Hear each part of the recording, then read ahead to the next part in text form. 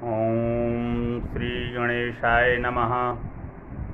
वंशी विभूषितकरानवनीरदाभात् पीताम्बरादरुणबिम्बफलाधरोष्ठात् पूर्णेन्दुसुन्दरमुखादरविन्दुनेत्रात् कृष्णात् परं किमपि तत्त्वमहं न जाने।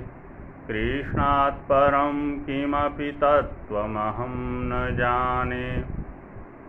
मैं वेंकटेश शर्मा, सहायक प्राध्यापक, गुरुकुल संस्कृत महाविद्यालय बैरगनिया सीतामढ़ी, आज की ऑनलाइन कक्षा में उपशास्त्री प्रथम खंड के विद्यार्थियों का हार्दिक स्वागत करता हूं।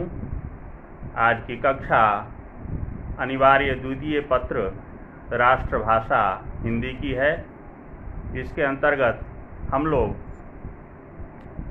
निबंधकार बालकृष्ण भट्ट जी द्वारा रचित बातचीत शीर्षक से उद्धृत कुछ सारगर्भित पंक्तियों की व्याख्या आज हम लोग करेंगे। आइए, पहली महत्वपूर्ण पंक्ति है, एक वाक शक्ति मात्र के दमन से न जाने कितने प्रकार का दमन हो गया। ये पंक्ति हमारी पाठ्यपुस्तक दिगंत भाग 2 के बातचीत शीर्षक से ली गई है। इस प्रसंग की चर्चा निबंधकार बालकृष्ण ने अपने निबंध के अंतिम भाग में की है। इन पंक्तियों में वाक शक्ति का दमन यानी नियंत्रण से होने वाले लाभ की ओर हमारा ध्यान आकृष्ट किया है। उपरोक्त पंक्तियों के माध्यम से निबंधकार ने वाक शक्ति के दमन के बारे में निबंध के द्वारा अपना विचार प्रकट किया है। मनुष्य अपने वाक शक्ति पर नियंत्रण रखे तो उसे कहीं भी कष्ट नहीं उठाना पड़ेगा।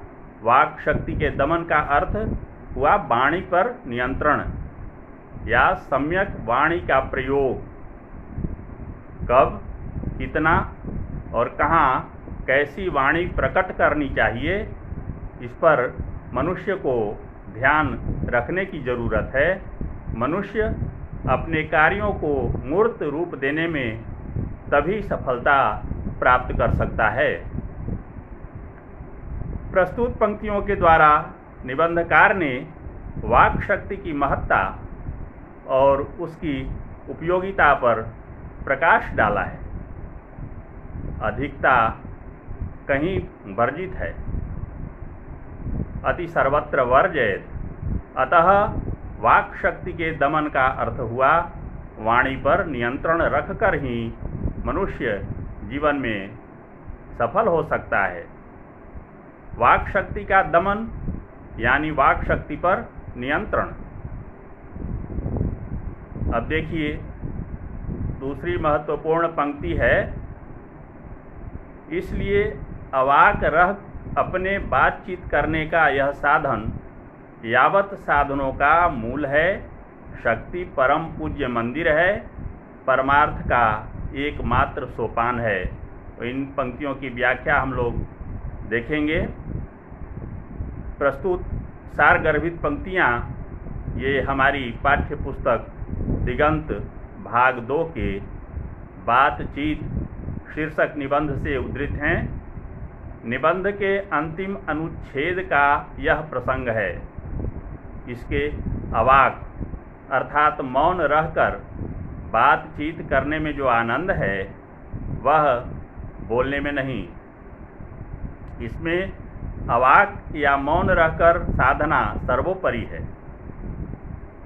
इस तरह स्वयं से बातचीत करते हुए मौन साधना द्वारा परम तत्व को प्राप्त किया जा सकता है। प्रस्तुत पंक्तियों के द्वारा महान रचनाकार बालकृष्ण भट्ट जी ने मौन साधना के महत्व पर गंभीरतापूर्वक प्रकाश डाला है। बातचीत करने का एक सर्वोत्तम तरीका है मौन रहकर साधना करना।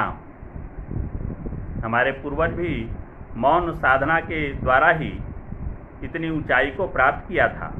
व्यक्ति स्वयं से बातचीत करते हुए मौन साधक के रूप में साधना करे तो निश्चय ही वह लक्ष्य शिखर पर एक न एक दिन आरूढ़ होगा ही।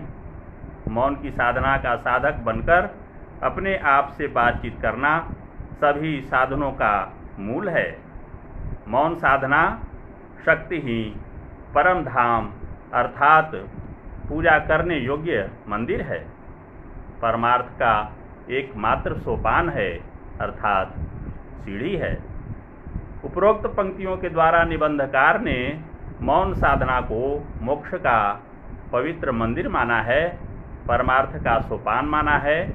अपने भीतर ही भीतर स्वयं से बातचीत करते हुए मौन साधना लक्ष्य तक पहुँचने में सहायक सिद्ध होती है। इस प्रकार से अगली सारगर्भित पंक्तियाँ हम लोग देखेंगे। हमारी भीतरी मनोवृत्ति प्रतिक्षण नए नए रंग दिखाया करती है। वह प्रपंचात्मक संसार का एक बड़ा भारी आईना है, जिसमें जैसी चाहो वैसी सूरत देख लेना कोई दुर्घट बात नहीं है। ये व्याख्यीय पंक्तियाँ छायावाद युग के लब्ध प्रतिष्ठित उन्नायक रचनाकार बालकृष्ण भट्ट द्वारा रचित ललित निबंध बातचीत शीर्षक से उद्धृत है। इन पंक्तियों के माध्यम से निबंधकार ने मनुष्य के भीतर छिपी हुई प्रतिभा को रेखांकित करने का सार्थक प्रयास किया है। निबंधकार के अनुसार मनुष्य के भीतरी मनोवृत्ति रहस्यों का गर्भगृह है, जिसमें इस पहेली नुमा संसार को अक्स बर अक्स रखकर जीवन की विस्मयकारी स्वरूप को प्रतिबिंबित किया जा सकता है।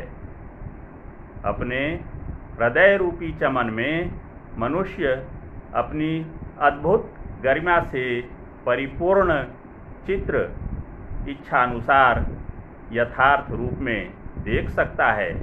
वास्तव में मनुष्य की भीतरी मनोवृत्ति चलचित्र के समान नए नए चित्र मानस पटल पर अंकित करता है।